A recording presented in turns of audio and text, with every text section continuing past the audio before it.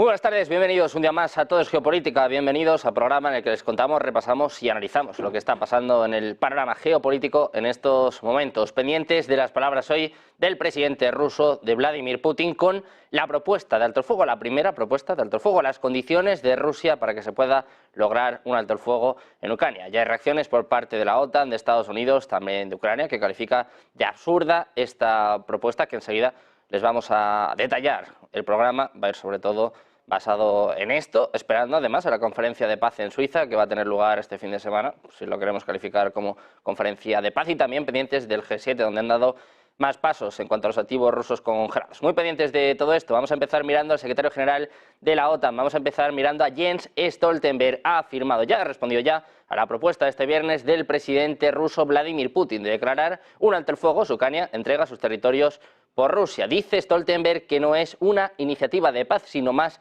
de agresión, y afirma que no está hecha de buena fe. Escuchamos a Stoltenberg. It's not for Ukraine to withdraw forces from Ukrainian territory. It's for Russia to withdraw their forces from occupied Ukrainian land. And this proposal is a proposal that actually means that Russia should have the right to occupy even more Ukrainian land.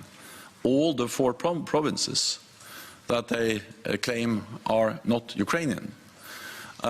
So this just demonstrates that this is not a proposal made in good faith, but this is a proposal that actually means that Russia should achieve their war aims by also expecting, or expecting that Ukraine should give up significantly more land than Russia has been able to occupy so far. So this is not a peace proposal. This is a proposal of more aggression, more occupation, and it demonstrates in a way that Russia's aim is to control. El propio secretario general de la OTAN decía que es un plan más de agresión, dice Stoltenberg, no es una propuesta de paz, es una propuesta de más agresión, más ocupación, es lo que declara el político noruego en una rueda de prensa posterior a la reunión de ministros de defensa de la OTAN celebrada entre el jueves y el viernes en Bruselas. Miramos precisamente al presidente ruso, a Vladimir Putin. Ha dicho este viernes que Rusia va a cesar el fuego y va a entablar conversaciones de paz si Ucrania abandona sus ambiciones de la OTAN y retira sus fuerzas de las 4 regiones conquistadas por Moscú. Putin dijo que Rusia estaba dispuesta a garantizar la retirada segura de las unidades ucranianas para que esto sucediera. Escuchamos las condiciones de alto el fuego de Putin. They existed under Ukraine as soon as Kyiv says that it's ready and starts the withdrawal of its troops, and once they say that they're no longer willing to join NATO, just the same moment, immediately, we will stop the fire and launch talks. We will do this immediately. Let me repeat this. At the same time, un Putin que ha hablado en vísperas de una cumbre en Suiza donde más de 90 países y organizaciones van a discutir un posible camino hacia la paz en Ucrania. Rusia no ha sido invitada y dice que esta reunión es una pérdida de tiempo. Precisamente el presidente ruso ha afirmado este viernes que el mundo había llegado a un punto de no retorno debido a lo que calificó de colapso del modelo occidental de seguridad global. Putin, que hablaba en una reunión con funcionarios del Ministerio de Asuntos Exteriores ruso, acusó a Washington de socavar la seguridad mundial debido a su salida de los pactos sobre armamento.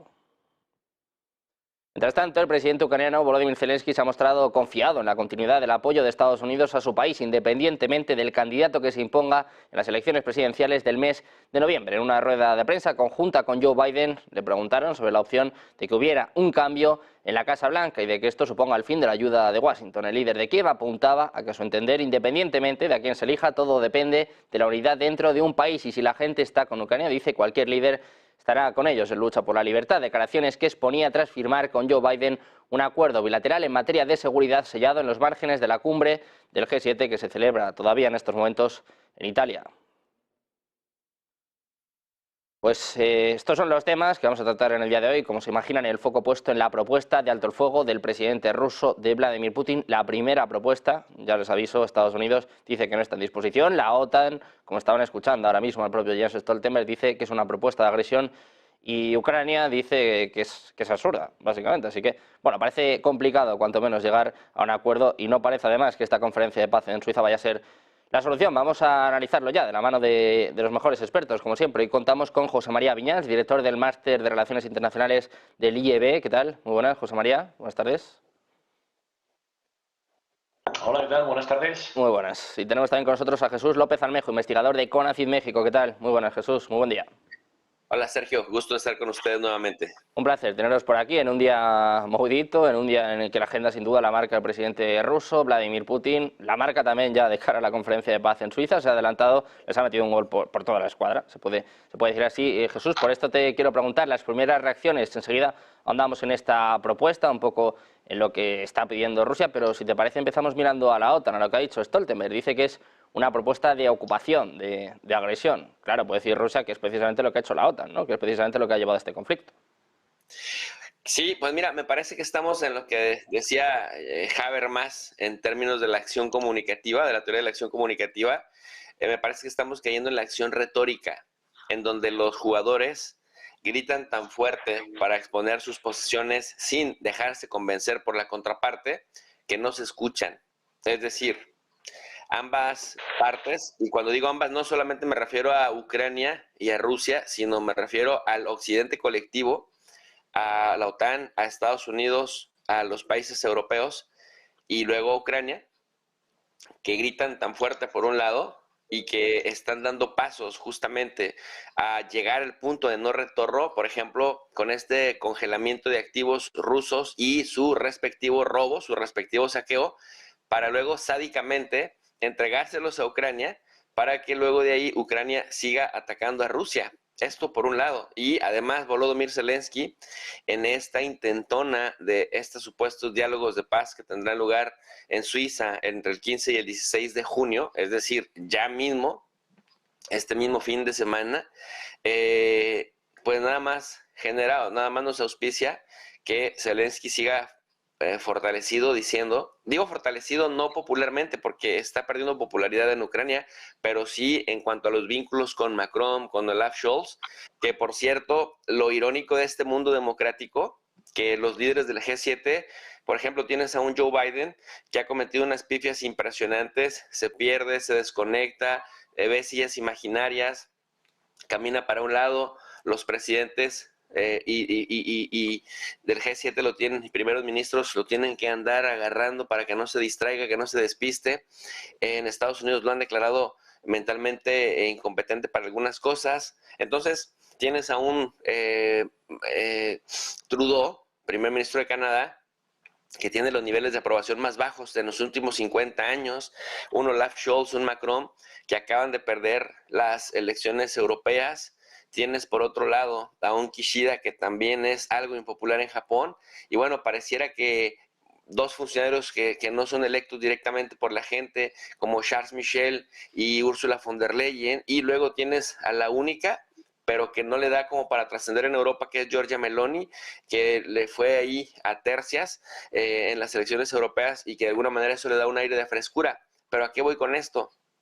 Que a pesar de su impopularidad en general, están aventando prácticamente al abismo, a llegar al punto de no retorno, para que en caso de que en Estados Unidos haya un cambio en la elección de noviembre, no se pueda tan fácil zafar de esto. Ahora voy a abonar más en la segunda intervención, pero luego tienes a Rusia del otro lado, que efectivamente, si por un lado dice Zelensky, el requisito es que se vaya a Rusia, el requisito es que vamos a recuperar Crimea y las 4 provincias, y luego escuchamos a Putin decir que mañana mismo se irían, mañana mismo empezarían negociaciones para un alto el fuego total, siempre y cuando Ucrania acepte la retirada completa de sus tropas en Donetsk, Lugansk, Zaporozhye, Gerson, más Crimea, es decir, para que Sebastopol quede tranquila.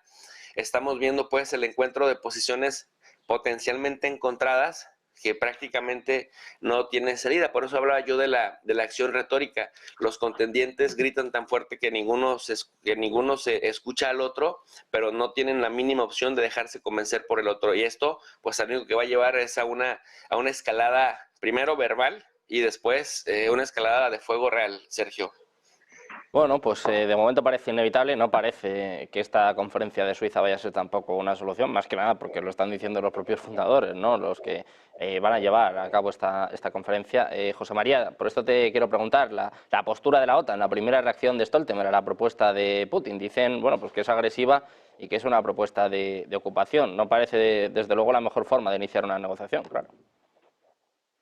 Bueno, la negociación entiendo que se produce cuando las dos partes contendientes se sientan a negociar. En este caso se ha sentado a negociar toda la Unión Europea, todos los países de la OTAN, Ucrania, que es una de las partes contendientes, muchos otros países que han enviado delegaciones a Suiza, pero Rusia no se ha sentado a negociar. No está presente en Suiza, luego no sé con quién van a negociar. Van a negociar entre uno de los contendientes y el resto de los que se han personado, ¿no?, a esas negociaciones. Por lo tanto, yo creo que no estamos ante una negociación, estamos ante un congreso, estamos ante una conferencia para ver qué posibles fines o qué posibles vías de solución al conflicto armado se pueden producir, ¿no? Por otro lado, también es significativa la ausencia de China. China también piensa que esto no es una negociación y por lo tanto ha decidido revocar las acreditaciones de los enviados, de los oficiales que iba a enviar, pero que finalmente ha decidido no enviar. La posición de Rusia es la misma que la de hace 6 meses y la misma que hace un año. La posición de Stoltenberg es también la misma que hace 6 meses y que hace un año. Esto quiere decir que ninguna de las partes está realmente preparada para negociar, porque ninguna de las partes quiere ceder su posición y que por lo tanto parece que queda todavía mucho camino por delante para poder llegar incluso a un principio de acuerdo. Recordemos que Rusia hizo un cambio en su constitución para incluir a las 4 regiones, Donetsk, Lugansk, Zaporilla y Gerson, como parte de la Federación Rusa, y que Crimea ya en el 2014, cuando se hizo el referéndum, también quedó integrada en la Federación Rusa. Por lo tanto, son para Putin y para el gobierno ruso territorio ruso como puede ser San Petersburgo o como puede ser Moscú. También es verdad que en las últimas semanas, desde el punto de vista de lo que es el escenario bélico, Rusia ha mostrado más fuerza que Ucrania, ha abierto un nuevo frente en el norte, ha habido avances, esto ha hecho que los ucranianos hayan tenido que diverger parte de sus contingentes y de sus fuerzas a este frente norte, lo que supone también de forma acelerada el desgaste de munición, de recursos y sobre todo de hombres y mujeres que están apuntalando ese frente en lugar de estar en otras zonas combatiendo, ¿no? Por lo tanto, Rusia yo creo que llega a esta cumbre de Suiza en un estado de cierto optimismo y luego también ha sabido abrir esas rutas transiberianas donde sus mercancías, sus productos, sus materias primas van hacia Asia-Pacífico, donde tiene clientes y socios comerciales formidables como China o como la India, y por otro lado sigue bombeando y suministrando a través de las rutas transárticas, sigue exportando cientos y miles de millones de euros en gas natural licuado que se embarcan en grandes metaneros y que van a Japón, a China, a Australia y a otros lugares del mundo que los adquieren.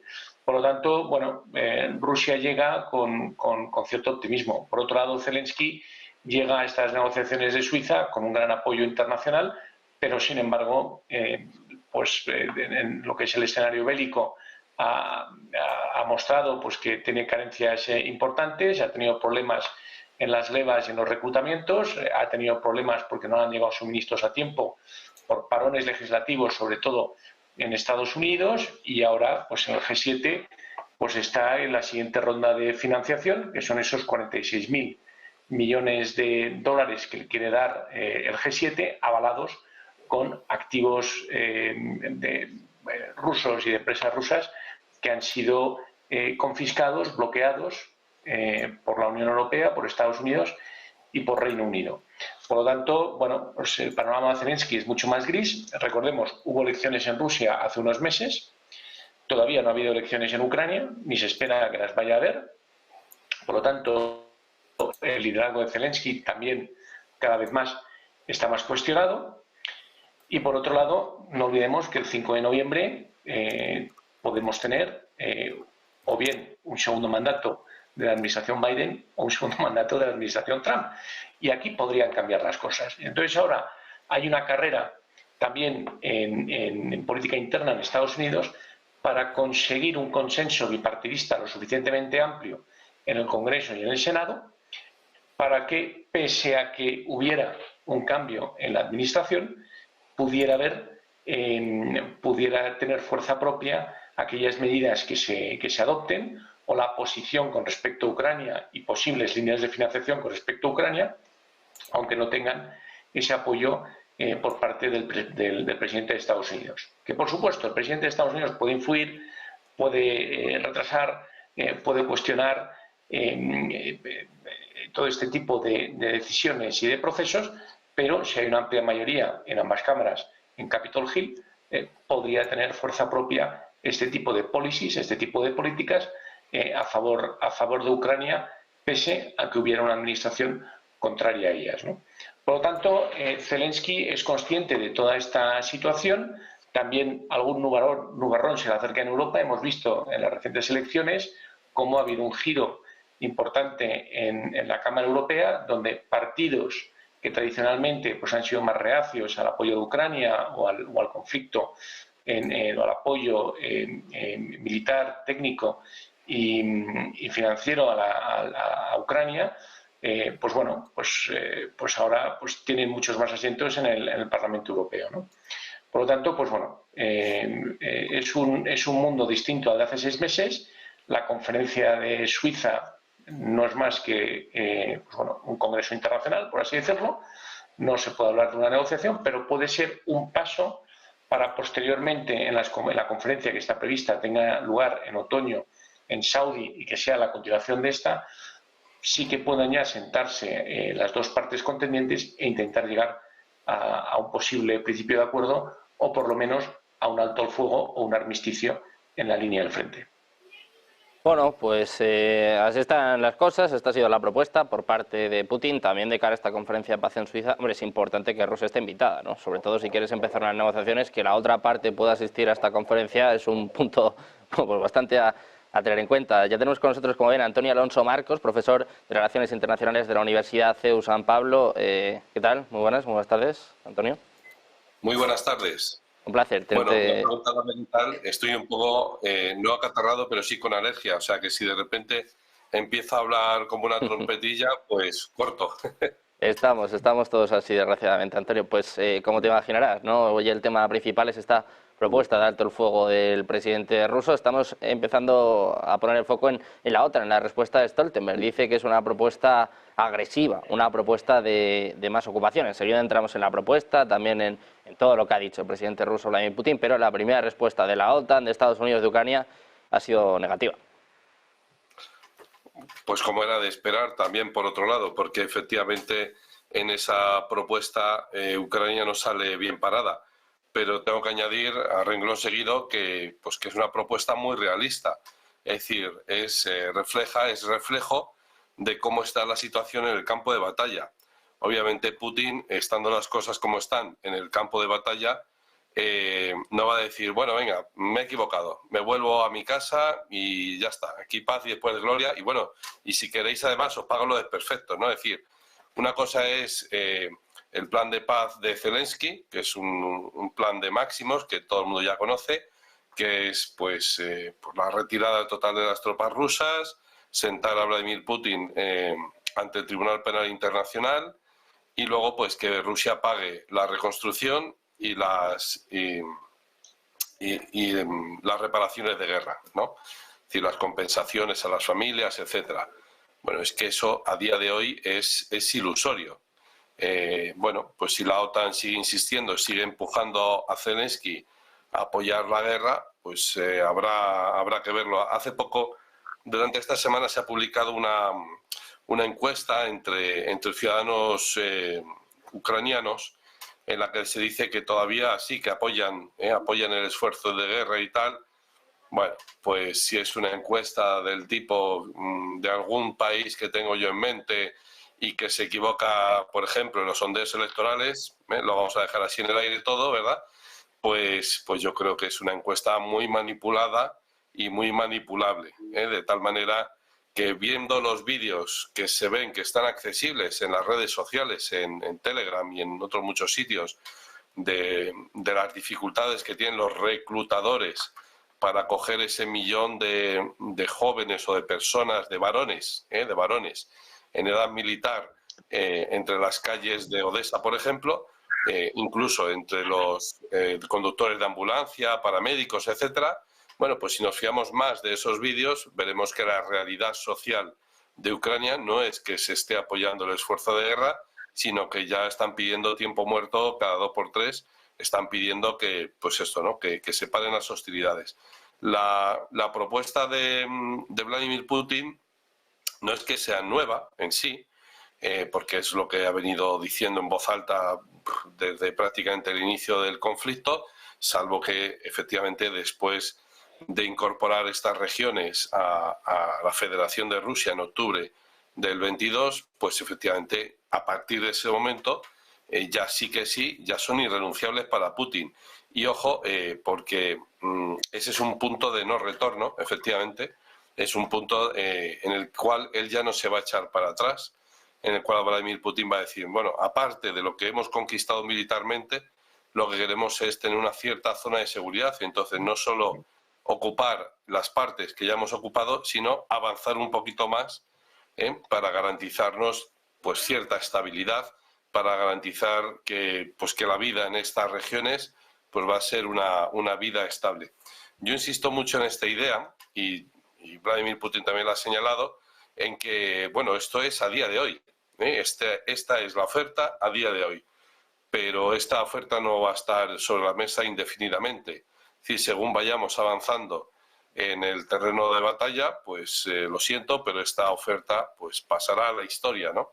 Pues como decía el ministro de Asuntos Exteriores, Sergei Lavrov, acerca de las propuestas que se hicieron en Estambul y que fueron firmadas efectivamente en abril de 2022 por la contraparte ucraniana, etcétera. Bueno, es que el mundo de mañana, y esto es la idea que yo subrayaba, digo, el mundo de mañana será muy distinto al mundo de hace 2 años, por ejemplo. Es decir, de tal manera que a día de hoy es muy difícil pedir confianza, y la confianza es precisamente la base de las relaciones internacionales. Si Vladimir Putin no se puede fiar de las garantías que le puedan dar, y esto ha sido muy astuto Vladimir Putin a ponerlo encima de la mesa, no solo Ucrania, sino sus socios occidentales, y esto es muy preocupante también, que meta a los dos en el mismo saco, sobre todo porque nos toca a nosotros de cerca esta cuestión, que meta en el mismo saco al enemigo con el que se está pegando tiros y a los occidentales, que son quienes toman las decisiones, insisto, no es nada alentador, no es nada bueno, ¿vale?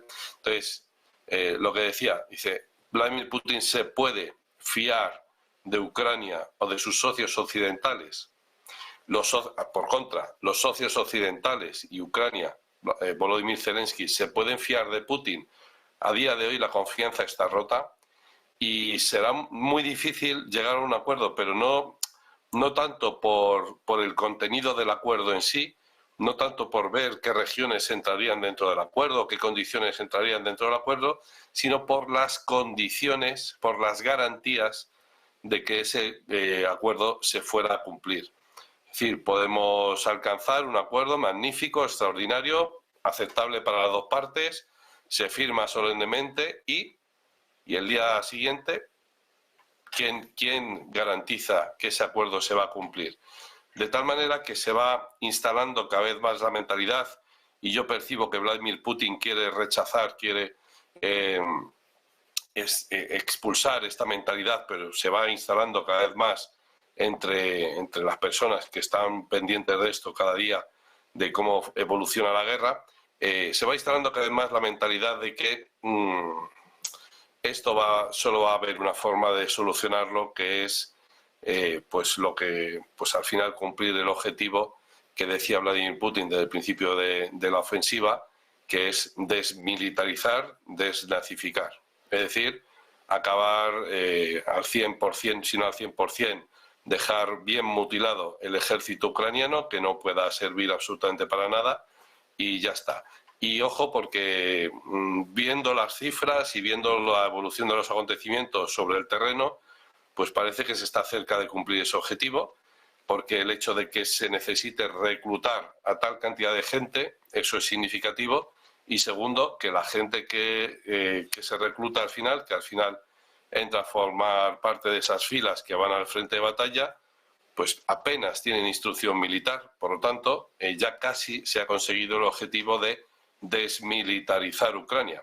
Recordemos que ese es uno de los objetivos que aparece en la paz de Versalles, de reducir a más de la mitad el ejército alemán, y que fue un objetivo que no se pudo materializar realmente, y bueno, pues aquí sí que parece que se puede conseguir. Bueno, pues parece que Putin está cerca de su objetivo, parece también, como decíamos antes, pues que está poniendo las cartas sobre la mesa, ¿no? También ha dado un golpe, se ha adelantado a esta conferencia de paz en Suiza. Pues precisamente vamos a escuchar las palabras del presidente ruso, Vladimir Putin. Son las condiciones que pone a Ucrania, a la OTAN, a Occidente, a Estados Unidos.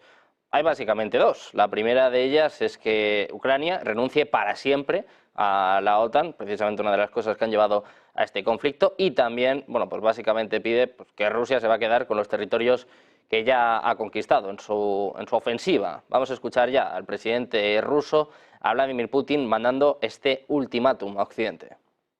Do this immediately. They existed under Ukraine as soon as Kyiv says that it's ready and starts the withdrawal of its troops, and once they say that they're no longer willing to join NATO, just the same moment, immediately, we will stop the fire and launch talks. We will do this immediately. Let me repeat this. At the same time, we guarantee... Bueno, pues esto es lo que pide el propio Putin, la retirada de las tropas ucranianas en el este, en el oeste, quedarse con los territorios ya conquistados y que Ucrania renuncie para siempre a la OTAN. Jesús, por esto te quiero preguntar, no sé si te ha pillado por sorpresa esta propuesta de Putin. Es la primera vez, ¿no?, que propone un alto el fuego, aunque más o menos ya había dejado entrever que estas iban a ser las condiciones de Rusia. Sí, yo estoy de acuerdo con lo que dicen mis dos compañeros. La verdad es que cada vez el escenario es más claro. Pero yo quiero complementar algo que anuncié en la primera intervención que tuve, y es que recordemos que este 13 de junio pasado acaban de firmar Japón y Estados Unidos también los acuerdos de seguridad y de cooperación bilateral al estilo España, al estilo Francia, Reino Unido, Alemania y otros tantos países, que prácticamente es de facto, aunque no de jure, una inclusión a la Organización del Tratado del Atlántico Norte. Efectivamente, Rusia ha sido muy contundente en que una gran línea roja que no piensa permitir que se transgreda es el asunto del ingreso oficial formal de Ucrania a la OTAN. Hasta ahí, digamos, más o menos lo habíamos entendido en 2021. Pero, pues digamos, una manera de incorporar a Ucrania, o por lo menos de brindarle las seguridades que le daría el paraguas OTAN, pues es ir a hacerlo bilateralmente. Es decir, si va firmando acuerdos bilaterales con cada uno de los países, y estos acuerdos son pactos, alianzas militares de no agresión, es decir, que si un tercero agrede a uno de los dos, es decir, a Ucrania y a Estados Unidos, a Ucrania y a Francia, a Ucrania y a Alemania, a Ucrania y Reino Unido, a Ucrania y España, estos se comprometen a pelear contra ese agresor. Y entonces decíamos que están forzando las condiciones para que si el día de mañana, en noviembre, que está a la vuelta de la esquina, llega Donald Trump a la presidencia y ha prometido, pues digamos, sacar a Estados Unidos un tanto de la responsabilidad de seguir financiando a Ucrania y dejar ese tiro para Europa, y en Europa le están comprando el proyecto, lo que están haciendo entonces es generar tantas condiciones como sea posible para que ni siquiera Trump pueda descarrilar, o si Trump quisiera relajar, desacelerar la participación de Estados Unidos, que Rusia no pueda zafarse. Y me explico. Esos acuerdos, cuando uno los lee, señalan que ahora, como ya hay conflicto, no van a parar y ya no se pueden meter. Entonces, una de dos, o a Rusia le conviene prolongar estos acuerdos hasta donde tenga que llegar, o Antonio lo decía muy bien, ¿no? La desarticulación del ejército de Ucrania, que cada vez se ve más débil, pero también hacer hincapié en que en Ucrania se ha destruido, y creo que desde la Segunda Guerra Mundial no ocurría, una gran cantidad, un gran porcentaje de su infraestructura energética.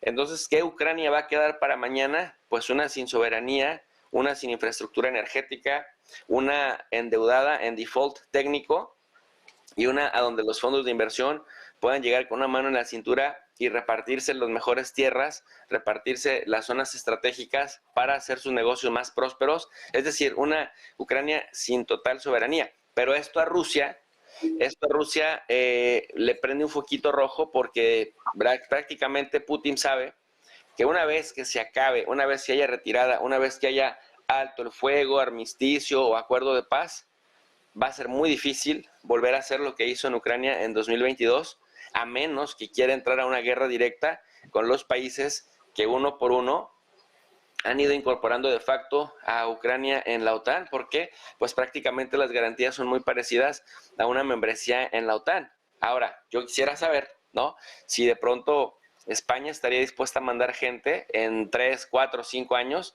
a pegarse una guerra contra Rusia para rescatar a Ucrania, o si lo hace en el marco o en el entendido de que Francia, de que Alemania o Reino Unido también lo harían. Entonces le están poniendo, decimos en México, la vara muy alta al asunto, de tal suerte que una de dos, o termina con el total exterminio del ejército ucraniano y consolida el dominio ruso en las 4 provincias, más lo que ya sabíamos de poner un paraguas protector en Crimea, o prácticamente Rusia está claro en que con estos acuerdos, que también son un punto no retorno, ya no habrá un siguiente 2022, porque esto que están haciendo e incorporar a Ucrania a la OTAN es prácticamente lo mismo. Así que por las dos partes, digamos, están escalando y están aproximándose a ese punto que ya estamos observando, Sergio. Esto que acaba de poner Jesús sobre la mesa, ¿no? Más allá de que Ucrania entre o no en la OTAN, que bueno, insisten mucho en esto, también hay que va a entrar en la Unión Europea, de momento pues parece una opción bastante lejana, pero sí que es cierto estos acuerdos de seguridad que está firmando pues con Estados Unidos, con Reino Unido, con Alemania, también en este caso con España, que de facto pues viene a ser más o menos lo mismo, ¿no? Es algo así como un pacto de defensa. José María, claro, la pregunta ahora es cómo se puede salir de esto y sobre todo cómo se puede empezar una negociación cuando hay posturas tan alejadas, ¿no? Porque esta propuesta de Putin también es una propuesta de máximos. Sí, pero bueno, es normal, ¿no? En una negociación cada uno tiene que dar su postura inicial, y cualquiera que haya estado en una negociación pues sabe que inicialmente tiene que adoptar la mejor postura para su posición, porque luego se va rebajando en función de que la negociación vaya avanzando, ¿no? Una negociación donde las dos partes salgan contentas, o una salga muy contenta y otra no salga contenta, no es una negociación. Una buena negociación es donde las dos partes salen descontentas, ¿no? Y eso ahora mismo no parece que haya un lugar común donde pueda empezar esa negociación. También Rusia sabe que tiene un buen momento y que en el campo de batalla puede seguir exprimiendo la debilidad ucraniana y la supremacía rusa, ¿no? Que estamos viendo ahora mismo. La Unión Europea ha decidido, al igual que la OTAN, ¿no?, combatir esta guerra por medio de un proxy, y el proxy ahora mismo pues está en una situación complicada. Y entonces ahora es cuando, más allá de la financiación, pues algunos líderes europeos se están haciendo preguntas que son mucho más profundas, ¿no? Como que estamos dispuestos a enviar gente, estamos dispuestos a enviar instructores, estamos dispuestos a que nuestras armas se utilicen también en territorio ruso como autodefensa de Ucrania contra los ataques rusos, y un largo etcétera, ¿no? Por otro lado, también en esta situación de escalada a la que vamos, un conflicto futuro con Rusia llevaría no solamente a un escenario europeo, sino por la grandeza y las dimensiones de Rusia, que no olvidemos que tiene 11 usos horarios. También Japón y Corea del Norte son dos teatros de operaciones que están muy cerca de Rusia. De hecho, Corea del Sur linda con Corea del Norte, y Corea del Norte a su vez tiene frontera con Rusia y frontera con Rusia. Vladivostok está enfrente del norte de Japón, las Islas Aleutianas. Corea del Sur y Corea del Norte tienen esa frontera, ¿no?, de aquel alto el fuego en el paralelo de los años 50, ¿no? Luego podría ser otro escenario realista, ¿no?, con un Kim Jong-un también muy cercano a las posiciones del Kremlin, ¿no? Entonces, bueno, Rusia tiene también una frontera ártica con Alaska, ¿no?, con el estrecho de Bering. Y luego en Centroasia, pues Rusia también tiene fronteras con muchos países que están completamente alineados y que forman una unión económica y son dependientes en lo energético, en cuestiones de seguridad y en cuestiones económicas con respecto de Rusia. Luego, un conflicto abierto con Rusia sería una muy mala noticia, no solamente para los europeos, no solamente para los estados bálticos que llevan anunciando, llevan advirtiendo de esa posibilidad, sino también tendríamos que trasladarlo a muchos otros escenarios en otras partes del globo. De ahí esa importancia estratégica de Japón y de Corea del Sur. En Corea del Sur hay entre 25 y 40.000 soldados norteamericanos de forma permanente, y en Japón hay casi 250.000 funcionarios norteamericanos, la mayor parte de ellos militares, ¿no?, con una base naval. No olvidemos que tiene el único portaaviones nuclear de Estados Unidos con base permanente fuera del territorio norteamericano. Es decir, que desde el punto de vista de la seguridad nacional de Estados Unidos, Japón es tan seguro como cualquier estado de los 50 estados que componen Estados Unidos hoy por hoy. Luego, todas estas cuestiones también hay que tenerlas en cuenta, y cuando vemos este tipo de alianzas, este tipo de pactos bilaterales, pues tenemos que también darle un alcance mucho mayor a todo esto, ¿no? Entonces, bueno, pues todas esas cuestiones y todo ese puzzle debe ser tenido en cuenta. Y luego estamos viendo también movimientos muy característicos de la Guerra Fría, ¿no? O sea, yo creo que hay un primer escenario que es el conflicto geolocalizado de la guerra de Ucrania, que veremos si puede escalar a otros países o no. Pero luego también hay una cuestión de movimientos muy interesante en cuanto a las posiciones de Rusia en Oriente Medio, en las alianzas con países como Irán, como China, como India, lo que es el alineamiento de otros países estratégicos como puede ser Siria, donde Rusia, no olvidemos, sigue teniendo la base naval y aérea de Tarsus, y ahora recientemente hemos visto esos movimientos característicos de la Guerra Fría, donde vemos movimientos de flotas y de submarinos en nada menos que el archipiélago cubano. Es decir, todo esto se va produciendo en muchos sitios del mundo a la vez, y ambas partes van mostrando esa fuerza operativa en distintos teatros de operaciones a nivel mundial. Por lo tanto, pues bueno, cualquier cosa, y además cuando hay una concentración de tropas o una concentración de recursos técnicos donde hay capacidad nuclear, como es ese submarino norteamericano, el USS Helena, por ejemplo, o ese submarino ruso que también podría portar material nuclear, aunque el gobierno ruso lo ha desmentido, ha dicho que no, al igual que hemos visto con las operaciones tácticas con arsenal nuclear en el Báltico recientemente, en cualquier momento un accidente intencionado o no intencionado podría pasar y podría desencadenar unos hechos que no están en la agenda de nadie y que estoy seguro que ninguno de los dos bloques quiere, que es un enfrentamiento a escala global y un enfrentamiento directo entre Rusia y sus aliados de un lado y la OTAN y sus aliados de otro. Desde luego que nadie quiere esto, pero pues cada vez parece más cerca, ¿no? Cada vez parece más inevitable. Por eso te quiero preguntar, Antonio, por la posibilidad de que haya un choque directo y también por esta propuesta de Putin.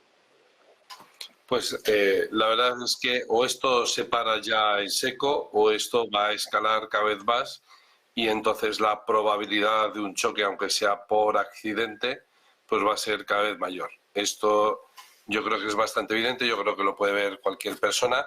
Ya digo, esto o nos relajamos todos y nos vamos de vacaciones todos y vamos a ver qué pasa en septiembre, o esto pues va a explotar a la mínima, ¿no? Y ya digo, puede ser por un accidente, efectivamente, ¿no? Me gustaría apuntar un par de cosas que ha dicho Jesús antes y que a mí me ha faltado también añadir, y es que cuando Putin habla de esas 4 zonas, no nombra Crimea, o a mí no me ha parecido entender que nombrase Crimea. Y esto es muy interesante, porque para Putin Crimea es que ni siquiera está puesta en tela de juicio, no está puesto sobre la mesa. No está como diciendo, bueno, vamos a negociar a ver. No, o sea, eso ya pasó a la historia. Es decir, por hechos consumados o por como tú lo quieras llamar, resulta que Crimea ya es parte integral de Rusia. Punto, pelota, se acabó. Esto no está en discusión. Quiero decir, en su mentalidad, ¿no? Para él, ese es un punto que no está en discusión y que no está dispuesto a ponerlo en discusión. Y esto es muy interesante. Luego, en relación con estos acuerdos bilaterales, efectivamente, como decía Jesús, es decir, si al final los vamos poniendo uno detrás de otro, es como si la OTAN protegiera a Ucrania. Cuidado, porque eso es hacerse trampas en el solitario y querer engañar a Putin. Y se puede querer engañar a mí o a cualquier otra persona, pero querer engañar a Putin no tiene ningún sentido, puesto que ya vemos de lo que es capaz de hacer, ¿no? Él ha demostrado, no con palabras, sino con hechos, hasta dónde está dispuesto a llegar por defender lo que él considera que es justo, ¿no? Entonces, si él considera que le han engañado, pues nada, es decir, adelante, ¿no? Y hay una cuestión, y es que si Estados Unidos se retira de ese acuerdo, porque Donald Trump viene y se retira de ese acuerdo, efectivamente, a día de hoy son 18 estados los que han firmado ese acuerdo bilateral, y es de suponer que entre la cumbre de Suiza y la de Washington el 9 y el 11 de julio, pues otros muchos más países se sumarán a esos acuerdos bilaterales, etcétera. Bien, la cuestión es que es una diferencia muy sencilla, y es que paraguas nuclear como tal solo lo puede ofrecer Estados Unidos a Europa. Es decir, solo Estados Unidos puede ofrecer a Ucrania la disuasión nuclear. Es decir, eso de, ojo, cuidado, Rusia, no me ataques, porque si me atacas a mí, viene mi primo el de Zumosol, el de Estados Unidos, y entonces él me va a defender con el paraguas nuclear, etcétera.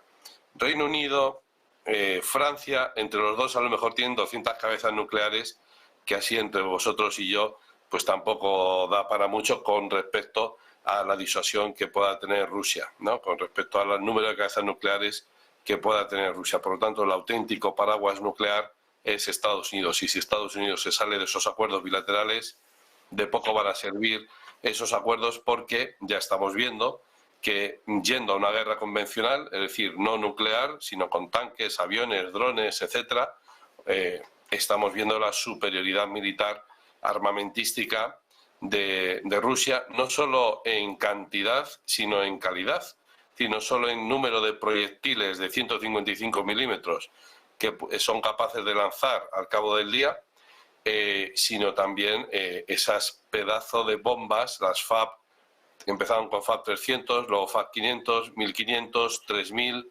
9000, la 9000 kilos de bomba, de explosivos, pues, en fin, eso todavía creo que no se ha usado, la FAB 3000 creo que sí, pero son bombas, señoras bombas, es decir, ¿qué se puede hacer contra eso, no? Entonces, pues sí, se puede ofrecer guerra electrónica, se puede ofrecer vigilancia por satélites, nada nuevo de lo que ya se está utilizando sobre el terreno. Por lo tanto, ya digo, si vamos a un enfrentamiento hipotético. Es decir, primero hay que parar esta guerra, dejar un tiempo de reposo, de barbecho, y luego volver a reiniciar las hostilidades entre Rusia y Ucrania. Y en ese tercer escenario de reinicio de las hostilidades, ya digo, si es guerra convencional, Rusia tiene las de ganar, como las está teniendo ahora mismo. Si Estados Unidos ofrece su paraguas nuclear, a lo mejor ahí ya estamos hablando de otro escenario. Pero desde luego, en ese escenario de guerra convencional, y lo está demostrando Rusia todos los días, quien tiene las de ganar es Rusia. Y otra cuestión acerca de esos tratados. Falsamente, y salvo que yo esté equivocado, y aquí hay gente más experta que yo en derecho internacional, salvo que yo esté equivocado, encima, arriba, el título del acuerdo entre ambos es Agreement, o Bilateral Agreement, o lo que sea, pero es acuerdo. No es Memorandum of Understanding ni nada que se le parezca. Y aquí en España los medios de comunicación se han esforzado mucho en explicarlos que, bueno, este acuerdo no ha tenido que pasar por el Congreso y el Senado porque, claro, como no es un tratado internacional, pues no hace falta. Solo es un acuerdo de entendimiento. No, señor. O sea, y nadie se ha dado cuenta de esto, de que no es un simple Memorandum of Understanding. En ningún sitio del acuerdo pone que sea un Memorandum of Understanding, ¿no? Es decir, es una violación del derecho internacional. La propia firma de estos acuerdos es una firma fraudulenta, porque no es un Memorandum of Understanding. Lo puedes llamar, si quieres, chorizo con pan, Memorandum of Understanding, o el libro que me regaló mi tía. Lo puedes llamar como quieras. Es un tratado internacional. Es un acuerdo entre dos países soberanos, firmado por sus representantes legales. No lo firma Rita la Cantaora ni el ministro de no sé qué. En España, por ejemplo, lo ha firmado el presidente del gobierno con el presidente de Ucrania. Oye, es un acuerdo internacional, es un tratado internacional, con sus cláusulas, con su estructura, con su preámbulo, con su todo, porque es un acuerdo internacional, un tratado internacional, y por lo tanto está sujeto al derecho de los tratados. Y ya lo último que quería decir, cuidado cuando estamos entrando ya en esa pendiente resbaladiza, porque ya la damos por supuesta, de que cuando hay un ataque de un país contra otro, el primero que tiene que reaccionar es la OTAN. Pues lo siento, pero no. El primero que tiene que reaccionar es el Consejo de Seguridad de Naciones Unidas. Por supuesto, el otro Estado tiene que preguntar, oye, ¿qué has hecho? ¿Qué me has hecho? ¿No? Pero la primera respuesta no tiene por qué ser un bofetón, ¿no? Si por lo que sea ha habido un accidente y tal, y de repente se te ha escapado un misil y me has dado, la siguiente reacción no es destruir tu capital con todos tus habitantes, sino que es preguntarte a ti, ¿qué ha pasado? Cuéntame, ¿qué te he hecho? ¿A qué se debe todo esto? Y luego, si hay realmente un conflicto, una contienda, bueno, pues ir a la ONU. Ese paso de ir a la ONU nos lo hemos saltado ahora, ya no existe, y esto es realmente peligroso, porque estamos entrando en un mundo en el que ya no hay árbitro, ya no está Estados Unidos de gendarme del mundo y ya no está la ONU de vigilante de qué es lo que sucede en el mundo. Luego estamos entrando en un mundo sin paraguas de seguridad colectiva para todos y ecuánime e imparcial para todos, sino que ya estamos entrando en un mundo que es la ley del más fuerte. Y vuelvo al razonamiento del principio, en este mundo en el que es el que vale, o lo que vale es la ley del más fuerte, tenemos que ser conscientes, y Josep Borrell lo repite de vez en cuando, nosotros no somos los más fuertes. Bueno, pues desde luego al final vamos a tener que comprobar quién es el más fuerte en este conflicto, quién es el más fuerte a nivel mundial. Esperemos no tener que llegar a eso, pero antes de terminar, Jesús, quiero sacar otro nuevo tema. Otra de las palabras que ha dicho el propio Putin, ha advertido de llegar a un punto de no retorno. Es básicamente lo que estáis comentando, ¿no?, desde el inicio de esta tertulia. Y también quiero poner sobre la mesa esta conferencia de Suiza. ¿Qué esperas de esta cita, Jesús? Sí, Donald Trump decía algo muy interesante de Zelensky. Decía, es un gran comerciante, cada que viene a Estados Unidos se regresa con 50 o 60 mil millones de dólares para Ucrania. Y bueno, ahora que se reunieron en Italia los impopulares mandatarios del G7, pues mira, hemos visto precisamente que de los activos rusos congelados le van a transferir 50 mil millones de dólares. Y la pregunta es, ¿a qué costo para Ucrania?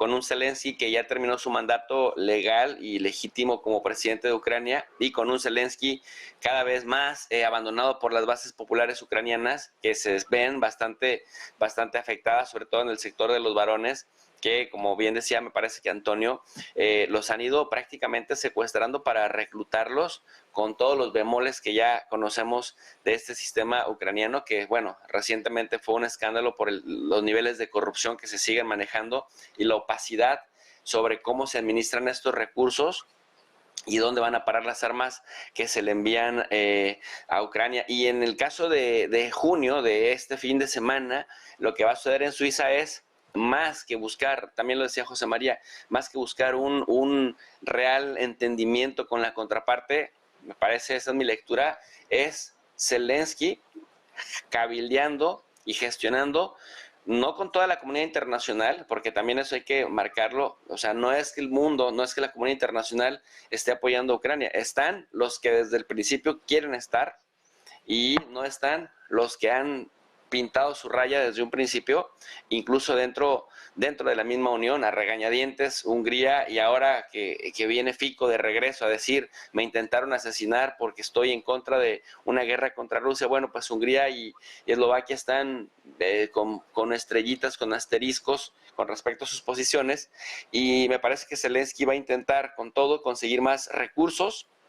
Se ha dicho muy decepcionado de que no participe China, y no participan, digamos, figuras estelares de otros países por fuera de la esfera europea, ¿no? De los 27 países de la Unión Europea, por ahí vemos Japón, Corea del Sur, Australia, Nueva Zelanda, los tradicionales aliados subordinados de Estados Unidos.